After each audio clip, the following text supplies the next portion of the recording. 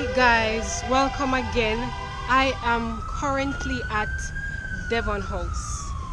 A lot of people know Devon House for the ice cream, yes, and everything, but a lot of you don't know that Devon House has a tour. Yes, a tour that you can actually tour the building. And I'll be going there now to tour the place. Unfortunately, I won't be able to take any video capture, anything, because it's not allowed. However, I'll show some pictures on the interior.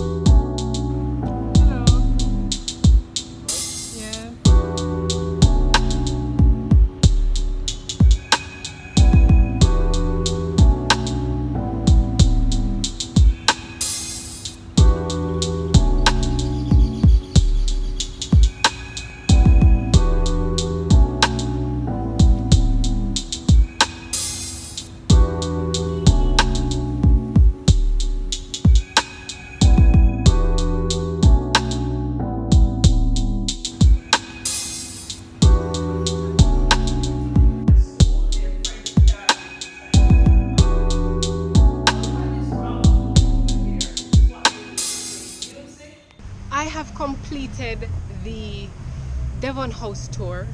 I learned a lot.